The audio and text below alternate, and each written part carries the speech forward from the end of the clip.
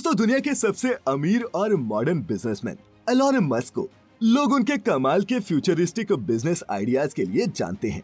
Self driving car, Starlink और Neuralink जैसी modern innovations दुनिया के सामने रखने वाले एलॉन मस्क को लेकर यहाँ तक कहा जाता है कि ये रियल लाइफ आयरन मैन से कम नहीं है। लेकिन दोस्तों, दुनिया में कोई भी इनविंसिबल नहीं होता। और अगर आप ये सोचते हैं कि एलॉन मस्क के सभी खुराफाती आइडियाज हिट ही हुए हैं, तो बता दूं कि आप गलत हैं। एलॉन मस्क ने भी कई गलतियां की हैं और कई ऐसे बिजनेसेस में भी हाथ डाला है जो बुरी तरह फ्लॉप रहे हैं। आज फैक्टिफाइड की इस वीडियो में हम बात करेंगे मस्क के साथ ऐसे ही फेल्ड बिजनेस मॉडल्स या फिर प्रोडक्ट्स की जो मार्केट में फिसड्डी साबित हुए। Factified, facts on your face. Zip2। दोस्तों, एलॉन मस्क ने 1995 में अपने भाई के साथ मिलकर Zip2 नाम की कंपनी खोली थी जो गूगल मैप्स की तरह ही काम करती थी और न्यूज़पेपर्स और दूसरी कंपनीज को सिटी गाइड सॉफ्टवेयर बेचा करती थी। उस समय ये काफी यूनिक आइडिया था। एलॉन मस्क का ये आइडिया मार्केट में नया था, लेकिन इसके खरीदार बहुत कम थे क्योंकि इंटरनेट की पहुंच उस समय सिर्फ कुछ बड़े शहरों में ही थी। वहीं एलॉन मस्क को भी बिजनेस करने का ना तो कोई तजुर्बा था और ना ही उन्हें गाइड करने वाला कोई था। इसीलिए उनके इस सॉफ्टवेयर प्रोडक्ट को न तो कंपनी मेंबर्स ने ज्यादा पसंद किया और ना ही स्पॉन्सर्स ने। वो कुछ और ही डेवलप करना चाहते थे जिसके लिए मस्क तैयार नहीं थे।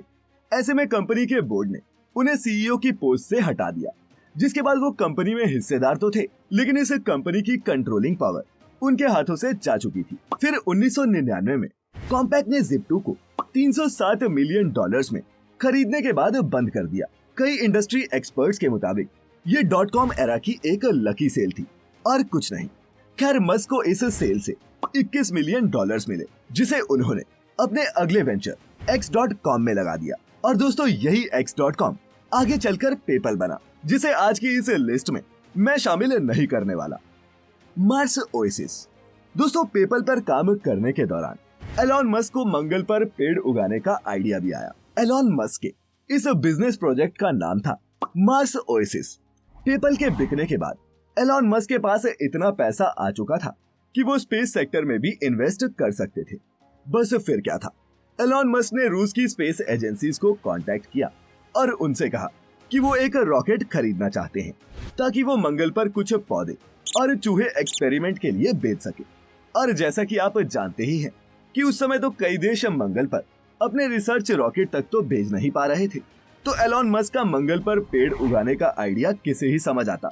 इसीलिए एलॉन मस्क के इस आइडिया को रशियन स्पेस एजेंसीज ने रिजेक्ट कर दिया और एलॉन मस्क भी मंगल पर पेड़ उगाने से इतर रॉकेट बनाने और लॉन्च करने में ज्यादा इंटरेस्टेड हो गए। Rocket launch failures. रूसी स्पेस एजेंसीज से रिजेक्ट होने के बाद एलॉन मस्क ने खुद रॉकेट बनाने का फैसला किया। एलॉन मस्क ने एरोनॉटिक्स की पढ़ाई नहीं की थी और न ही उन्हें इस सेक्टर की कोई खास नॉलेज थी, लेकिन स्पेस में जाने की उनकी चाहत ने उन्हें इस सेक्टर में उतरने पर मजबूर कर दिया। उन्होंने रॉकेट साइंस के बारे में खूब किताबें पढ़ी और दुनिया भर के इंजीनियर्स और साइंटिस्ट से मुलाकात की और फिर पेपल से मिले पैसों से 2002 में स्पेसएक्स की शुरुआत की, जो निश्चय ही आज स्पेस मिशंस के मामले में दुनिया की अव्वल ऑर्गेनाइजेशंस में शामिल है। कई सालों की कड़ी मेहनत और खूब सारा पैसा इन्वेस्ट करने के बाद 2006 में स्पेसएक्स का पहला रॉकेट बनकर तैयार हुआ, लेकिन लॉन्च होने के बाद ये रॉकेट आसमान में कुछ ऊंचाई पर जाने के बाद ही ब्लास्ट हो गया। फिर 2007 में स्पेसएक्स ने दोबारा अपना रॉकेट लॉन्च किया, लेकिन इस बार भी ये लॉन्च फेल रहा। 2008 में हुआ स्पेसएक्स का तीसरा लॉन्च भी फेल रहा और स्पेसएक्स बंद होने की कगार पर आ गई। मस्क का सारा पैसा डूब चुका था और उनकी दोनों कंपनियां टेस्ला और स्पेसएक्स बैंकरप्ट हो चुकी थी। अब एलॉन मस्क की जगह कोई और बिजनेसमैन होता तो शायद इतने फेलियर्स के बाद बिजनेस बंद कर देता, लेकिन मस्क ने अपनी गलतियों से सीखा और रॉकेट्स में बड़े बदलावों के साथ 2009 में फैल्कन 9 रॉकेट के साथ अपनी पहली सक्सेसफुल उड़ान भरी। और दोस्तों, इसके बाद जो भी हुआ वो अब इतिहास बन चुका है। Cyber truck. दोस्तों, टेस्ला के साइबर ट्रक का ये वायरल वीडियो तो आपने भी देखा होगा। ये video Tesla cyber truck launch 2019 से है। एलॉन मस्क की कंपनी टेस्ला का दावा था कि साइबर ट्रक एक बुलेट प्रूफ कार है और खतरनाक से खतरनाक हमले को भी सह सकती है। लेकिन जब लॉन्च का वक्त आया तो एलॉन मस्क की पूरी दुनिया के सामने मानो किरकिरी हो गई। दरअसल लॉन्च के दौरान कार के डिजाइनर और एलॉन मस्क ने कार की मजबूती को दिखाने के लिए इस पर एक बॉल मारी, ये सोचकर कि उनका शैटरप्रूफ ग्लास इस इम्पैक्ट को झेल जाएगा। लेकिन जैसे ही मेटल बॉल कार की खिड़की पर लगी, उसकी वजह से खिड़की का शीशा टूट गया और एलॉन मस्क के इस फेलियर को लाखों लोगों ने लाइव देखा, जिसकी वजह से मार्केट में उतरने से पहले ही मस्क की ये कार मीम्स का कंटेंट बन गई और एलॉन मस्क का सोशल मीडिया पर मजाक बना वो अलग। उन्होंने इंटरव्यू में बताया कि लॉन्च से पहले उन्होंने खुद कार पर ये टेस्ट किए थे। ऐसे में लॉन्च में कार के ग्लास का इस तरह फेल होना उनके लिए भी शॉकिंग था। खैर दोस्तों, आपको यहाँ ये बताना भी जरूरी है कि इस फनी कार लॉन्च के बाद भी साइबर ट्रक की दुनिया भर में 10 लाख से ज्यादा प्री बुकिंग्स की जा चुकी हैं। लेकिन बात करें इसकी डिलीवरी की, तो टेस्ला अब तक एक भी कार डिलीवर नहीं कर पाई है और इसकी डेडलाइंस एक्सटेंड पे एक्सटेंड हुए जा रही हैं। मिनी सबमरीन प्लान दोस्तों, 2018 में थाईलैंड की थामलुआंग गुफा में फंसे 12 फुटबॉल खिलाड़ियों की खबर तो आप सबने पढ़ी देखी होगी। थाईलैंड की एक लोकल सॉकर टीम के ये प्लेयर्स अपने कोच के साथ इस गुफा में फंस गए थे, जिन्हें बचाने के लिए इंटरनेशनल लेवल पर रेस्क्यू ऑपरेशन चलाया गया। हर कोई बस यही दुआ कर रहा था कि किसी भी तरह इन 12 बच्चों और कोच को बचा लिया जाए। इसी बीच एलॉन मस्क ने भी थाई केव में फंसे इन बच्चों को बचाने के लिए इनिशिएटिव लिया और महज 8 घंटों में रॉकेट्स के पार्ट से बनी एक मिनी सबमरीन तैयार कर डाली, जिसका साइज एक 13 से 15 साल के बच्चे की हाइट के बराबर था। थाईलैंड भेजे जाने से पहले इस सबमरीन की टेस्टिंग भी की गई, जिसे इसने पास भी किया। लेकिन जब इस मिनी सबमरीन को केव पर ले जाया गया तो रेस्क्यू टीम ने इसे यूजलेस बताकर रिजेक्ट कर दिया। फिर गुफा में फंसे बच्चों को रेस्क्यू टीम और इंटरनेशनल डाइवर्स की मदद से सुरक्षित बाहर निकाल लिया गया और एलॉन मस्क की ये मिनी सबमरीन वही गुफा के बाहर छोड़ दी गई।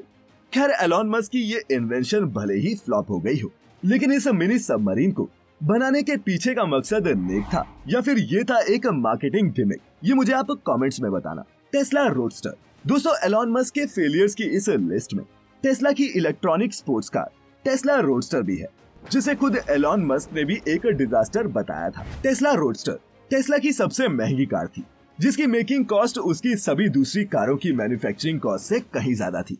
इसमें दूसरी प्रॉब्लम ये थी कि इसे बेचा तो स्पोर्ट्स कार के नाम पर जा रहा था, लेकिन इसमें किसी स्पोर्ट्स कार की तरह पावर नहीं थी। नतीजा ये हुआ कि रोडस्टर की मेकिंग के दौरान ही टेस्ला बैंकरप्ट हो गई। वहीं रोडस्टर कार के लिए स्पेयर पार्ट्स जुटाने में भी काफी प्रॉब्लम आई और जब ये कार मार्केट में उतारी भी गई तो एक साथ 345 कस्टमर्स ने कंपनी को गियरबॉक्स में खराबी की शिकायत की। फिर टेस्ला ने 2008 में बनी रोडस्टर के सभी मॉडल्स की तकनीकी खराबियों को तो ठीक कर दिया, लेकिन बहुत ज्यादा खर्च होने की वजह से उन्होंने इस कार को और बनाने का आइडिया ड्रॉप कर दिया। और अब एलॉन मस्क का कहना है कि वो नई अपडेटेड रोडस्टर पूरी तैयारी के बाद ही मार्केट में उतारेंगे। और दोस्तों, अब आखिर में बात करेंगे एलॉन के सबसे बड़े फेल्ड आइडिया की, और ये आइडिया है हाइपरलूप टेक्नोलॉजी। दोस्तों, अब तक तो आप समझ ही चुके होंगे कि एलॉन मस्क रिस्क लेने से नहीं डरते और उनके क्रेजी बिजनेस आइडियाज की लिस्ट बहुत लंबी है।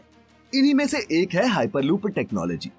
मस्क की माने तो इस टेक्नोलॉजी के आने के बाद ट्रांसपोर्टेशन की रफ्तार 10 गुना बढ़ जाएगी और उनका कहना है कि वो हाइपरलूप टेक्नोलॉजी को सर्च करके दिखाएंगे भी। दोस्तों, मस्क ने हाइपरलूप का आइडिया 2013 में दुनिया के सामने रखा था, लेकिन वो अभी तक इसमें सक्सेसफुल नहीं हो पाए हैं। और वैसे भी कागज पर ये आइडिया आपको कितना भी रेवोल्यूशनरी नजर आए, लेकिन रियलिटी में हाइपरलूप टेक्नोलॉजी को सक्सेसफुल बना पाना बहुत मुश्किल है। दरअसल एक हाइपरलूप ट्रेन वैक्यूम टनल्स में मैग्नेटिक फील्ड की मदद से काम करती है, जिसके लिए पहले तो अंडरग्राउंड वैक्यूम टनल्स बनानी पड़ेंगी और लार्ज स्केल पर वैक्यूम टनल्स को मैनेज करना एक बहुत ही मुश्किल काम है। थोड़ी सी लीकेज भी एक बड़े एक्सीडेंट का कारण बन सकती है। वहीं वैक्यूम ट्यूब्स में ट्रेन को टर्न करना भी पॉसिबल नहीं है, जिस वजह से हर टर्न पर ट्रेन को डीएसेलरेट करना पड़ता है, जिससे ऐसे ट्रांसपोर्ट की एफिशिएंसी कम हो जाती है। ऐसे में साइंस के इस कॉन्सेप्ट पर ट्रेन चलाना बेहद महंगा तो है ही, साथ ही जान से खेलने जैसा भी है। और एक्सपर्ट्स की माने तो एलॉन मस्क का ये आइडिया पूरी तरह से फालतू है। खैर दोस्तों, एलॉन मस्क के इन फेल बिजनेस आइडिया से आप भी समझ गए होंगे कि कोई भी इंसान रातों रात कामयाब नहीं होता और 1000 ठोकरें खाने के बाद भी जो सर उठाए रहे, ऐसा ही इंसान एलॉन मस्क बनता है। अब एलॉन से जुड़े इन फैक्ट्स ने आपको कितना फैक्टिफाइड किया, मुझे नीचे कमेंट्स में जरूर बताना। और वीडियो अच्छा लगा हो तो इसे लाइक करने के साथ साथ अपने दोस्तों के साथ जरूर शेयर करना। मैं फिर लेकर आऊंगा ऐसी ही एक और इन्फॉर्मेटिव लेकिन मजेदार वीडियो। तब तक अपना और अपने चाहने वालों का ख्याल रखिए, खुश रहिए और वीडियो पूरी देखने के लिए आपका बहुत बहुत शुक्रिया।